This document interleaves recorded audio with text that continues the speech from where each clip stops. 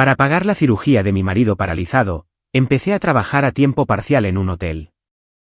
Pero un día, al entrar en una habitación, me quedé congelada ante la escena. Esa mañana, salí del apartamento un poco más tarde de lo habitual.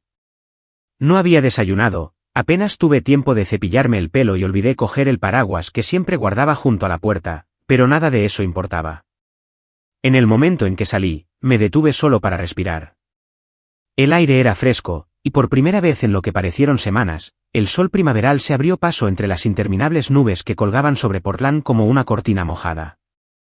Hacía calor, no el calor sofocante del verano, sino el tipo de calor que te envuelve suavemente los hombros, susurrando que tal vez, solo tal vez, hoy no sería tan malo.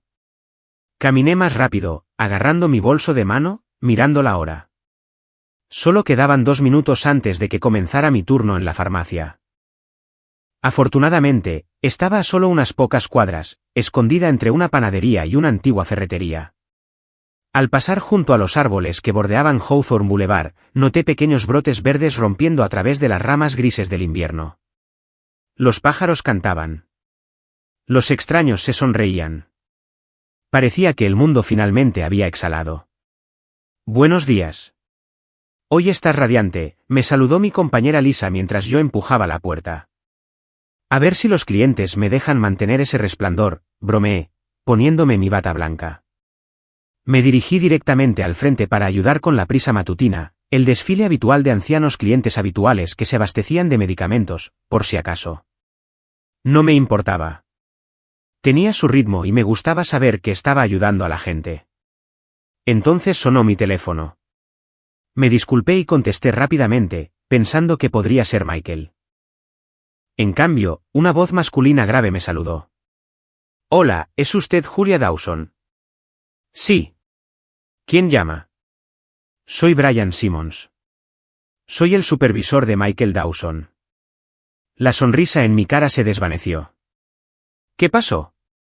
Hubo un accidente en el lugar. Su marido resultó herido. Lo han llevado al Portland General. Se me cayó el corazón. Apenas podía hablar. ¿Está vivo? Sí, pero debería ir allí ahora mismo. Ni siquiera colgué bien. Me volví hacia Lisa, con las manos temblorosas. Tengo que irme. Es Michael. Hubo un accidente. Ella no hizo preguntas. Ve. Yo te cubro. Y así, el sol desapareció. El camino al Portland General se sintió interminable, aunque apenas era consciente de las calles que pasaban volando por mi ventana. Mis dedos agarraron el volante tan fuerte que se pusieron blancos. No dejaba de repetir las palabras del hombre una y otra vez, su marido resultó herido. ¿Herido cómo? ¿Herido dónde? ¿Por qué estaba él en un lugar de trabajo? Michael era diseñador arquitectónico. Pasaba sus días dibujando planos, reuniéndose con clientes, discutiendo sobre permisos de zonificación, no cargando paneles de yeso o subiendo andamios. Nada de esto tenía sentido. Cuando corrí por las puertas automáticas de cristal de la sala de emergencias, mis pulmones ardían, mis piernas temblaban. En la recepción, apenas logré decir el nombre de mi marido. Michael Dawson. Yo. Creo que lo acaban de traer. La enfermera asintió. Está en cirugía. El equipo de trauma lo llevó hace unos 30 minutos. Cirugía. Me hundí en la silla más cercana como si el suelo hubiera desaparecido debajo de mí. Mis oídos zumbaban. Mi corazón latía tan fuerte que apenas podía escuchar lo que dijo a continuación. Algo sobre firmar papeles y esperar arriba. Asentí. Firmé. Seguí ciegamente. Y luego llegó el silencio. Ese horrible e interminable silencio de hospital, el tipo que hace que el tic-tac del reloj suene como un tambor. Me senté sola en una sala de espera con paredes beige, sillas de plástico y una máquina expendedora que zumbaba más de lo que debería. Cada 5 minutos, revisaba mi teléfono. Cada 10, me levantaba para mirar por el pasillo. Pasaron 2 horas, luego 3. Finalmente, un hombre con uniforme de hospital se acercó a mí. Parecía agotado, con el pelo aplastado bajo su gorro de cirugía y los ojos rojos detrás de sus gafas. Señora Dawson. Me puse de pie tan rápido que casi tiro la silla. Sí, aquí estoy. ¿Él está? Salió bien de la cirugía, dijo el doctor. Su marido sufrió una grave lesión medular. Una gran sección de material de construcción se derrumbó y le golpeó la parte baja de la espalda. ¿Estará bien?, pregunté. ¿Caminará? El doctor dudó. Lo vi en sus ojos antes de que hablara. Lo estabilizamos. Aliviamos la hinchazón. Esa parte salió tan bien como podíamos esperar. Pero es demasiado pronto para saber sobre la movilidad a largo plazo. Hay una posibilidad de parálisis. Mi boca se abrió, pero no salieron palabras. No lloré, todavía no. Me quedé allí, congelada, mirando al hombre como si tal vez dijera algo diferente si esperaba lo suficiente. Ahora está descansando. Sabremos más cuando despierte. Me dio una pequeña sonrisa, ensayada. Asentí, logrando de alguna manera darle las gracias. Cuando se dio la vuelta y se alejó, finalmente me volví a sentar y me derrumbé.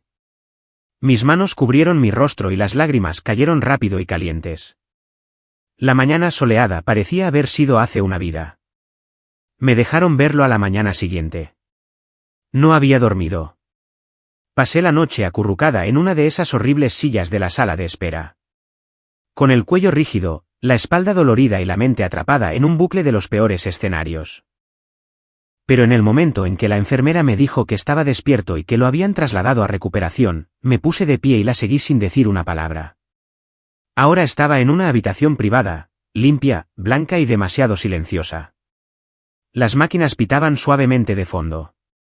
Se veía pálido, más delgado de alguna manera, como si el accidente le hubiera drenado algo más que sangre. Sus ojos se abrieron al entrar. Julia, dijo débilmente. Estoy aquí, susurré, corriendo a su lado. Le tomé la mano, fría y pesada en la mía, y le besé la frente. ¿Cómo te sientes?, le pregunté, aunque ya sabía la respuesta. Michael no respondió de inmediato. Miró la manta que le cubría las piernas, luego me miró a mí, con la expresión nublada por algo que no pude descifrar del todo.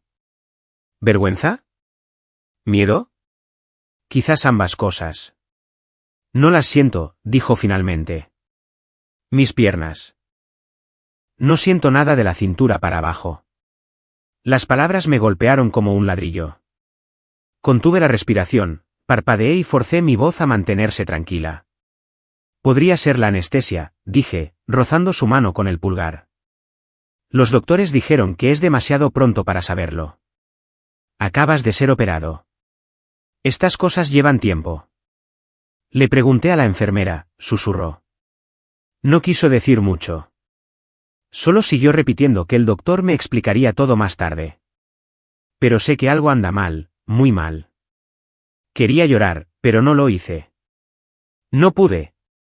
Me acerqué más y le dije lo que necesitaba que escuchara, incluso si aún no estaba segura de creerlo. Vamos a superar esto. No estás solo. Haré lo que sea necesario para ayudarte a caminar de nuevo, Michael. Te lo prometo. Apenas asintió, luego cerró los ojos de nuevo. Salí para hacer las llamadas.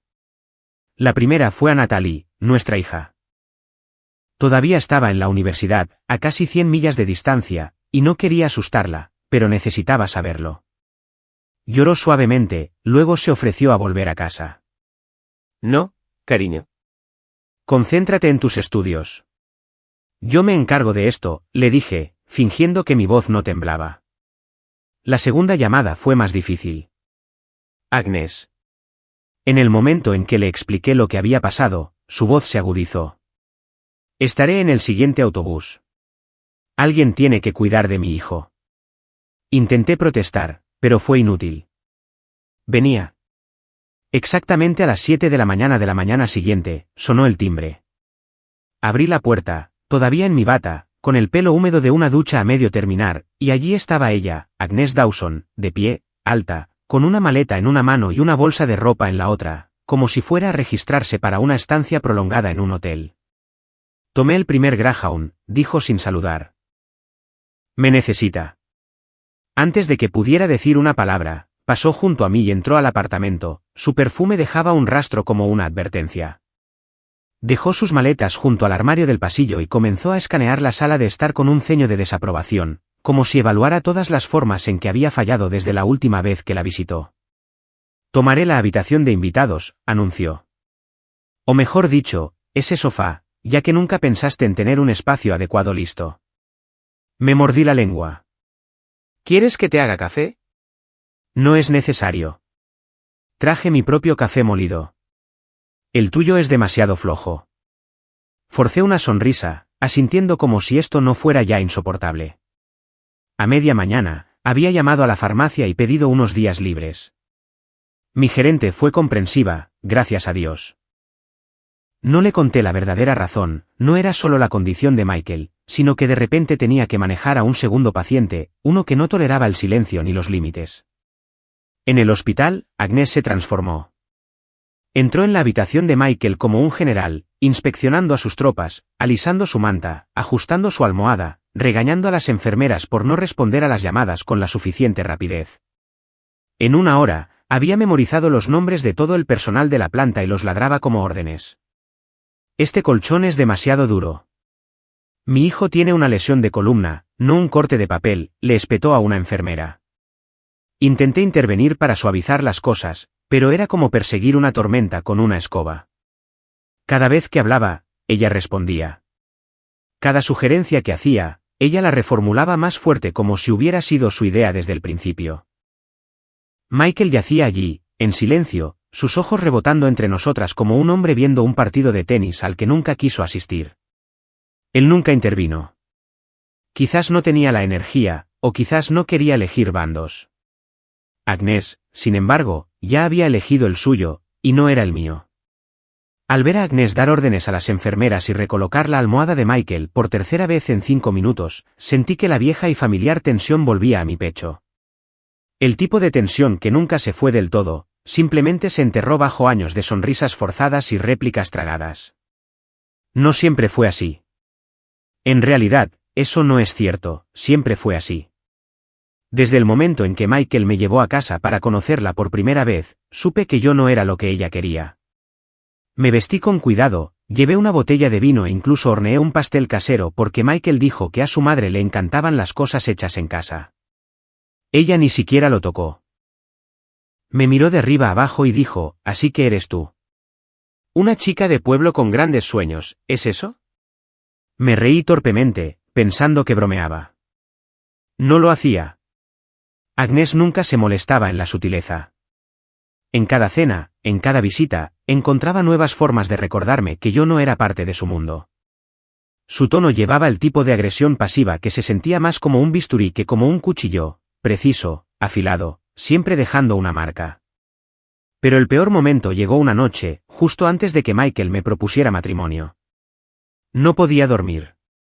Me levanté para tomar un vaso de agua y los escuché en la cocina. Las luces estaban apagadas, pero sus voces se escuchaban.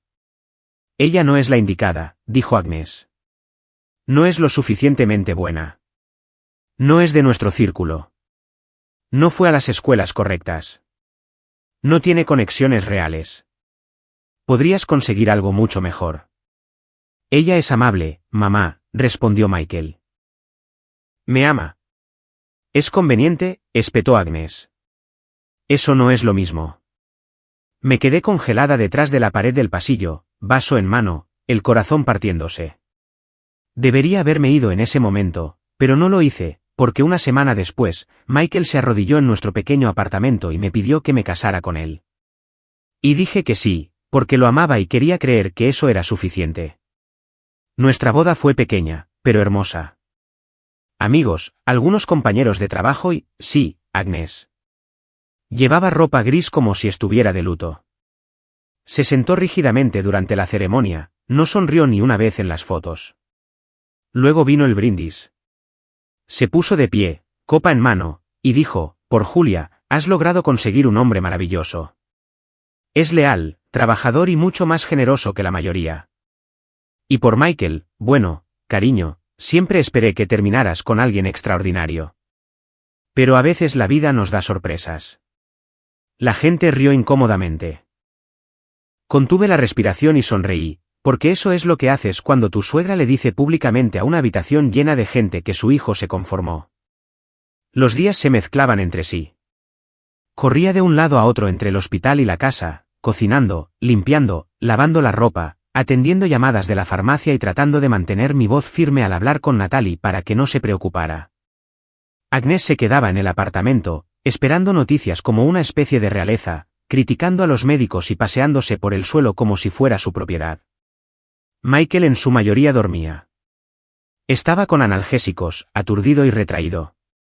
Asentía cuando hablaba, me apretaba la mano de vez en cuando, pero había una pesadez en él, un silencio que nos oprimía a los dos. Una mañana, el doctor Lee me apartó. Hemos hecho todo lo posible quirúrgicamente, dijo. Ahora se trata de rehabilitación, movimiento, estimulación neural. Me gustaría recomendarle a alguien, Arthur Blake. Es un fisioterapeuta privado, pero ha hecho milagros en casos como el de su marido. Me entregó una tarjeta. Miré el nombre durante mucho tiempo. ¿Cuánto cuesta?, pregunté, sabiendo ya que la respuesta no sería fácil. No es barato, pero es eficaz. No lo sugeriría de otra manera.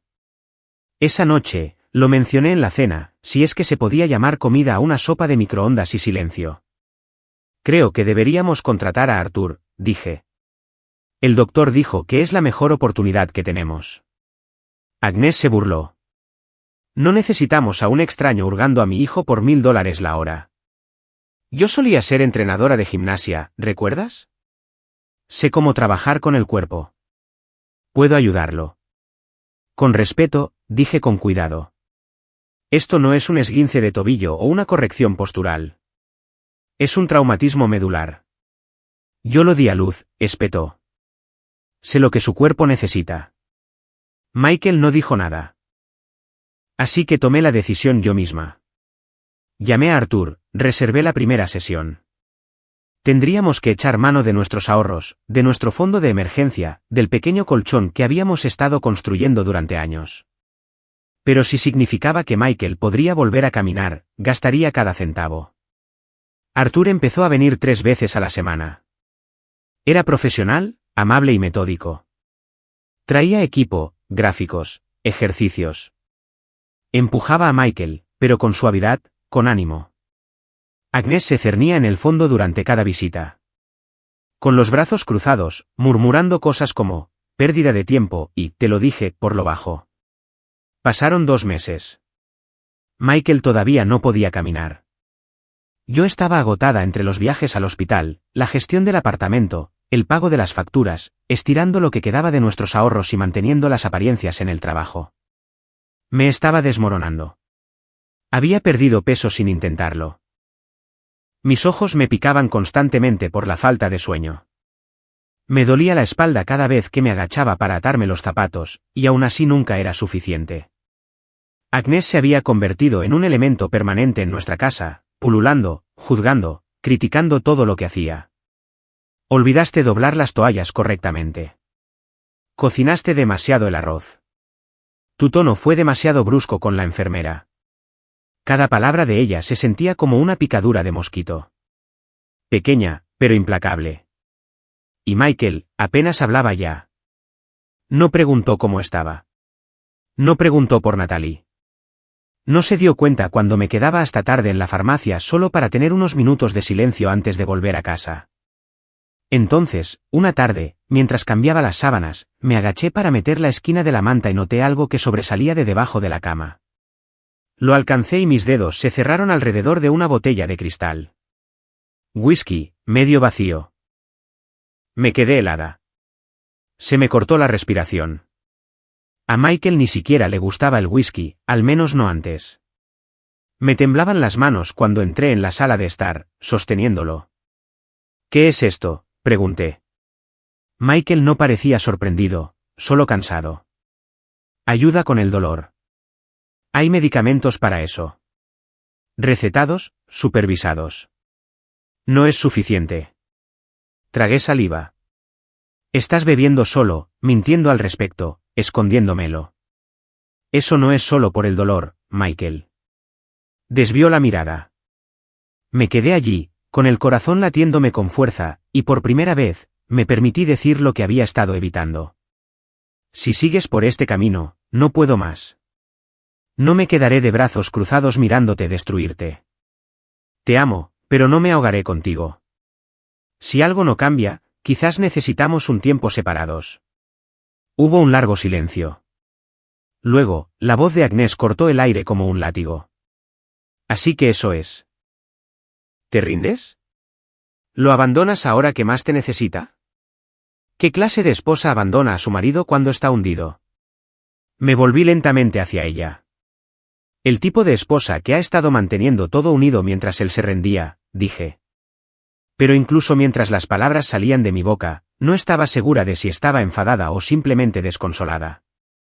Unos días después del incidente del whisky, el doctor Lee me volvió a apartar. Su expresión era amable, pero firme, como la gente te mira cuando están a punto de decirte algo que no querrás escuchar. Hemos avanzado bien con la terapia, dijo. Pero para restaurar verdaderamente la función, Michael podría necesitar una cirugía de estabilización espinal. No está garantizado que funcione, pero sin ella, sus posibilidades de volver a caminar son escasas. Sentí un nudo en el estómago. ¿Lo cubrirá el seguro? Dudó. No del todo. ¿Y los especialistas involucrados, la atención postoperatoria, la rehabilitación hospitalaria? Se suma rápidamente. Solo quería ser honesto contigo. Me dio una carpeta con referencias y costos estimados. Le di las gracias, sonreí cortésmente, luego fui directamente a la escalera y lloré hasta que me dolió el pecho. No teníamos ese tipo de dinero. Ya no. Esa noche, después de que Michael se acostara y Agnès estuviera encerrada en la habitación de invitados, viendo repeticiones en su tableta, me senté sola en la mesa de la cocina e hice una lista. Gastos, facturas, lo que quedaba de nuestros ahorros. No cuadraba. Así que hice lo que tenía que hacer, empecé a buscar un segundo trabajo. Nada grande, solo algo tranquilo, a tiempo parcial. Unas pocas horas por las tardes, tal vez los fines de semana. No me importaba que fuera, limpiar, reponer estantes, cualquier cosa que pagara en efectivo o con cheques semanales. En la farmacia, al día siguiente, durante mi hora de almuerzo, una mujer entró corriendo pidiendo analgésicos. Le entregué la botella y, al levantar la vista para darme las gracias, ambas nos quedamos congeladas. Julia, dijo, bajándose las gafas de sol. ¿Eres tú? Me tomó un segundo. Luego lo vi. Detrás del elegante cabello rubio y el blazer de diseñador estaba Ina Harper. Fuimos juntas al instituto. Solía ser la chica callada con pecas y aparato dental. Ahora parecía que dirigía la mitad de la ciudad. Dios mío, no puedo creerlo, dijo. ¿Todavía vives en Portland? Hablamos un minuto antes de que terminara mi descanso. Ella preguntó por Michael y le di la versión editada. Luego me sorprendió. Gestiono un hotel boutique en el centro. Hemos tenido mucho movimiento de personal de limpieza. No es glamuroso, pero la paga es decente y el horario es flexible. ¿Interesada? Asentí antes de que ella terminara. Lo estoy. De verdad que lo estoy. Genial. Ven mañana. Te lo enseñaré. No les conté a Michael ni a Agnès. Simplemente empaqué mis zapatillas, me puse la ropa de trabajo después de mi turno en la farmacia y empecé a trabajar en ambos empleos. Porque si nadie más iba a salvarlo, yo lo haría. Era mi 10º día consecutivo sin descanso. Había salido de la farmacia a las 4 de la tarde, me cambié en el baño del personal, tomé una barra de granola y me dirigí directamente al hotel. Me dolían los pies, la parte baja de la espalda me gritaba y aún me quedaban 6 habitaciones por limpiar antes de poder pensar en descansar. Ina me había enviado un mensaje de texto antes: esta noche te toca la tercera planta, de la 307 a la 312. El tercer piso siempre era el peor. Viajeros de negocios, habitaciones caras, el doble de desorden. Pero no me quejé. Necesitaba las horas. La habitación 310 estaba cerca del final del pasillo. Llamé 2 veces, esperé y luego deslicé la tarjeta llave. Limpieza, grité. Nadie respondió. Entré, arrastrando el carrito detrás de mí, lista para hacerlo de siempre, quitar la ropa de cama, vaciar la basura, revisar el minibar. Pero me detuve en seco. Allí, de pie cerca de la ventana, estaba Michael, mi marido, de pie, no en una silla de ruedas, sin dificultades, sin sujetarse a nada, de pie, caminando, moviéndose con facilidad. Y no estaba solo. Una mujer joven, rubia, quizás de unos veintitantos, con piernas de modelo y con un albornoz de seda, tenía los brazos alrededor de sus hombros. Ella se reía. Él sonreía. Sus caras estaban a centímetros de distancia. Ninguno de los dos me notó de inmediato. Yo estaba congelada en la puerta, agarrando el asa del carrito como si pudiera mantenerme en pie. Por un segundo, pensé que podría estar soñando, alucinando. Luego Michael se giró. Su sonrisa desapareció. Julie. Mi nombre en su voz me hizo volver a la realidad. No hablé, no grité, no tiré nada. Simplemente me di la vuelta y salí rápido. Se me cortó la respiración, el pecho se me apretaba con cada paso. No quería que me viera llorar, no quería darle eso. El ascensor tardaba demasiado. Así que bajé corriendo las escaleras, salí por el vestíbulo y a la calle. Ya estaba oscuro. El aire estaba más frío de lo que recordaba. Y así, la peor noche de mi vida comenzó. No llegué lejos, solo una cuadra calle abajo antes de escucharlo detrás de mí.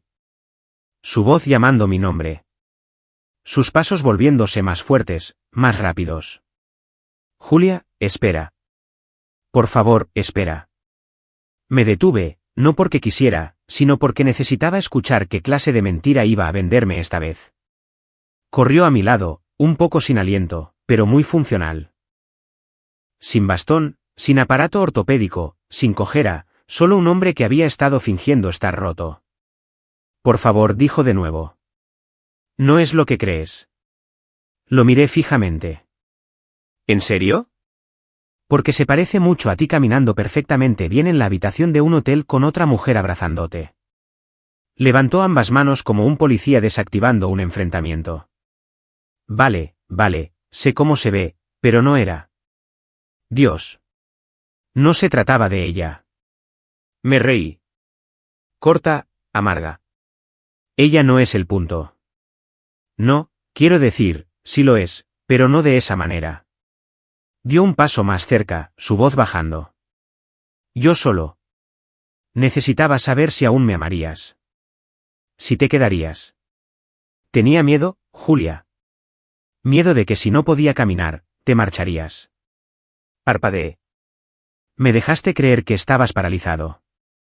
Me dejaste cuidarte. Trabajar en 2 sitios. Renunciar a todo solo para ponerme a prueba. Se encogió. Arthur ayudó más de lo que esperábamos. Volví a caminar hace semanas, pero no estaba listo para contártelo. Pensé que si te lo decía demasiado pronto, tal vez te marcharías de todos modos. Necesitaba estar seguro. Negué con la cabeza, con la boca seca. ¿Y la chica?, pregunté. Sus ojos bajaron. Elise, ella es. Ella es la hija de mi antiguo jefe. Estaba tratando de recuperar mi trabajo. Ella se ofreció a hablar con su padre en mi nombre. ¿Eso es todo? Lo miré con incredulidad. ¿Eso es todo? Prácticamente te tenía encima. Dijo que así es como su padre escucha, murmuró. Yo no hice nada. No tenías que hacerlo, susurré. Ya hiciste suficiente. La herida no se trataba solo de la aventura, real o no. Era la traición a la confianza, la manipulación, el hecho de que mientras yo estaba limpiando suelos de hotel para pagar una cirugía que él ya no necesitaba, él estaba jugando con mi corazón y sonriendo. Cuando llegué a casa, temblaba con todo lo que no había dicho. La discusión que pensé que tendría con Michael, sobre la traición, sobre la humillación, sobre lo increíblemente pequeña que me había hecho sentir, ardía justo debajo de la superficie. Entré por la puerta, lista para gritar, pero mi teléfono sonó antes de que pudiera quitarme el abrigo. Natalie, contesté inmediatamente. ¿Cariño? Ella estaba llorando. Pude oírlo en su respiración. Mamá, susurró. Yo, No sabía a quién más llamar. Se me apretó el corazón. ¿Qué pasa? ¿Qué te pasa? Estoy embarazada, dijo, con la voz entrecortada. Y no quiero estarlo. Me hundí en el borde del sofá, mi ira hacia Michael se evaporó como humo. Oh, cariño, dije. No sé qué hacer, dijo. Max tiene miedo. Yo tengo miedo. Todavía estamos en la escuela. Es el peor momento. Siento que lo arruiné todo. Cerré los ojos, apreté más el teléfono. No arruinaste nada, dije suavemente. Solo necesitas respirar. Lo resolveremos juntas. He estado pensando en terminar con esto, admitió. Sé que suena horrible, pero... No, la interrumpí suavemente. No suena horrible. Suena honesto, pero no tomes esa decisión sola. Hablemos cara a cara. ¿Puedo ir a verte? Ella hizo una pausa. De verdad. Estaré allí mañana. Hablaremos de todo. Y escucha, Nat, si decides quedarte con el bebé, te ayudaré. No estarás sola. Lloró más fuerte esta vez, de alivio. Y en ese momento, sentí que algo cambiaba dentro de mí. Había pasado tanto tiempo tratando de salvar a un hombre que no quería ser salvado y olvidé por completo que ya tenía a alguien por quien valía la pena luchar, alguien que me necesitaba, que confiaba en mí, que todavía creía que yo era buena. Esa noche, después de que todos se durmieron, hice una sola maleta. Dejé una nota en la mesa de la cocina, corta, directa, definitiva. Le dije a Michael que iba a pedir el divorcio, que no lo odiaba, pero que ya no sabía quién era él y que me negaba a seguir viviendo en un hogar construido sobre mentiras. No miré atrás.